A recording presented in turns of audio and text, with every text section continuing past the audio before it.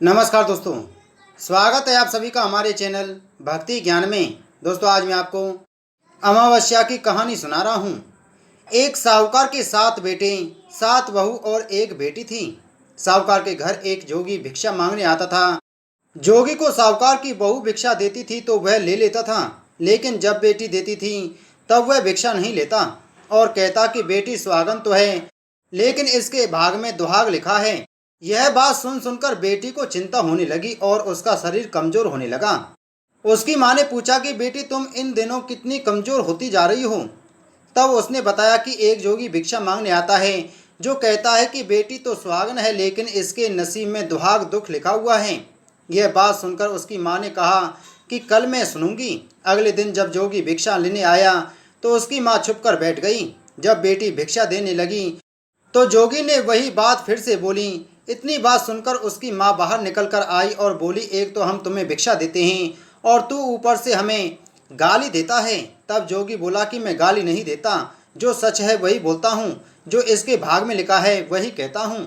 माँ ने जोगी से कहा कि तुम्हें यह पता है कि इसके भाग में दुहाग लिखा है, तो यह भी बता दो कि यह कैसे दूर होगा। तब जोगी बोला कि 7 समुंदर पार एक सोना धोबन रहती है जो अमावस्या का व्रत करती है। अगर वह आकर अपना फल दे दे तो इसका निवारण हो सकता है, नहीं तो विवाह होते ही इसके पति को सर्प डस लेगा। यह बात सुनकर माँ बहुत रोने लगी और सोना धोबन की तलाश में जाने लगी। चलते चलते रास्ते में तेज धूप पड़ने लगी तो साहूकार ने एक पीपल के पेड़ के नीचे बैठ गई। उस पीपल के पेड़ पर एक गरुड़ पक्षी का घोंसला था, जिसमें गरुड़ का छोटा सा बच्चा था। साहूकारनी को घोंसले के पास एक सर्प जाता दिखाई दिया तो उसने उस गरुड़ के बच्चे को बचाने के लिए उस सांप को मारकर डाल के नीचे रख दिया। जब गरुड़ और पंखनी आए तो घोंसले के पास खून देखकर क्रोध हो गए और साहूकारनी को चोंच मारने लगी। तब साहूकारनी बोली कि मैंने तो तुम्हारे बच्चे की जान बचाई है।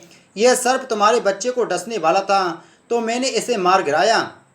गरुड़ ने सर्प की ओर देखकर कहा, तुमने हमारे बच्चे की जान बचाई है, अब तुम्हें जो मांगना है मांगो। तब साहूकारनी बोली कि मुझे 7 समुंदर पार सोना धोबन के घर छोड़कर आ जाओ। गरुड़ ने साहूकारनी को अपनी पीठ पर बैठाकर 7 समुंदर पार सोना धोबन के घर छोड़ आया। वहां जाकर साहूकारनी ने सोचा कि सोना धोबन को कैसे राजी किया जाए। सोना धोबन के 7 बेटे बहू थे। उसकी 7 बहुएं काम को लेकर रोज लड़ाई करती थीं और काम भी नहीं करती थीं। रात को जब सब सो जाते तो साहूकारनी सोना धोबन के घर जाती और सारा काम कर आ जाती थी। गायों को नहलाती, घर की सफाई करती, रसोई का काम करती, चौका बर्तन करती, आटा पीसती, कपड़े धोती, पानी भरती और दिन होने से पहले ही चली जाती। बहुएं सोचती कि यह सारा काम कौन कर रहा है, लेकिन कभी एक दूसरे से पूछती नहीं थी कि यह सब काम कौन कर रहा है। एक दिन धोबन ने कहा कि तुम आजकल लड़ती भी नहीं हो, काम भी ठीक ठीक कर लेती हो। बहुओं ने कहा कि सासू जी, काम तो हमें भी करना पड़ता है, चाहे हम लड़ाई करें या राजी से करें, इसलिए लड़ाई करने से क्या फ़ायदा। सोना धोबन ने सोचा कि आज देखा जाए कि कौन सी बहू काम करती है, और वह रात को सोई नहीं। उसने देखा कि रात को एक स्त्री आई और पूरा काम करके जाने लगी। तो सोना धोबन ने बोला कि तुम कौन हो, तुम्हें ऐसी क्या ज़रूरत है जो तुम इतना काम कर रही हो। साहूकारनी ने कहा कि ज़रूरत है, तभी तो इतना काम कर रही हूँ। सोना धोबन ने पूछा कि तुम्हें क्या चाहिए। साहूकारनी बोली कि पहले मुझे वचन दो, तब बताऊंगी। सोना धोबन ने वचन दे दिया और कहा कि अब बताओ।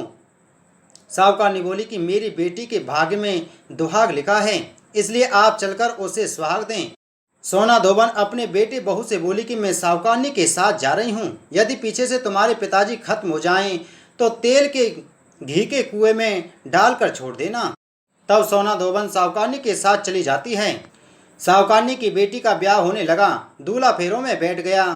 सोना धोबन ने दूल्हे के घुटनों के पास एक कच्चा करवा रखा, उसमें दूध डाला और एक तार लेकर बैठ गई। थोड़ी देर बाद सांप दूल्हे को डसने के लिए आया। सोना धोबन ने करवा आगे रखा और तार से बांध दिया, लेकिन दूल्हा डर के मारे मर गया। तब सोना धोबन ने ठीके से रोली निकाली, मांग में सिंदूर निकाला, काला आंख से काजल निकाला और मेहंदी निकालकर छोटी उंगली से छींटे मारे और बोले कि आज तक मैंने जितनी अमावस्या करी हैं उनका फल साहूकार की बेटी को लग जाए, और आगे जो मैं अमावस्या करूं वह मेरे बेटे को लग जावे। इतना कहते ही दूल्हा जीवित हो गया और सब अमावस्या की जय जय बोलने लगी। सोना धोबन वापस जाने लगी। तब साहूकारनी बोली कि तुमने मेरे जमाई को नया जीवन दान दिया है, इसलिए तू कुछ भी मांग ले। वह बोली कि मुझे तो कुछ नहीं चाहिए, सिर्फ एक हांडी दे दो। वह हांडी लेकर चली जाती है। रास्ते में अमावस्या आती है तो हांडी का 108 परिक्रमा लगाकर पीपल के पेड़ के नीचे गाड़कर घर आ जाती है। घर आकर देखती है तो उसका पति मरा हुआ तेल और घी के रूप में पड़ा है।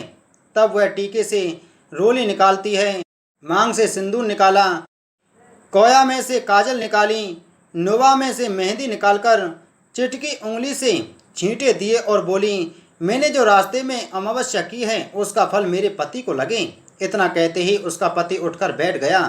घर का ज्योतिषी आया और बोला कि अमावस्या को मेरा क्या है तो दक्षिणा दे।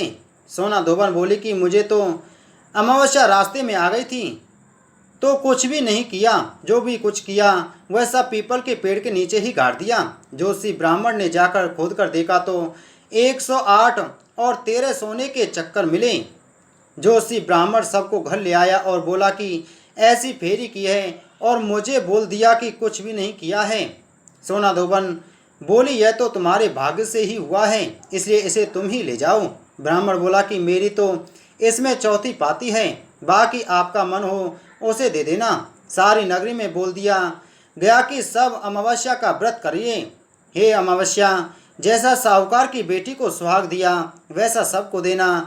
अमावस्या की कहानी कहने वाले को, अमावस्या की कहानी सुनने वाले को और हुंकारा भरने वाले को और उसके पूरे परिवार को देना। बोलो अमावस्या की जय। दोस्तों, इसी प्रकार की वीडियो प्राप्त करने के लिए आप हमारे चैनल को सब्सक्राइब कर बगल में घंटी के बटन को जरूर दबाएं। जय श्री कृष्ण।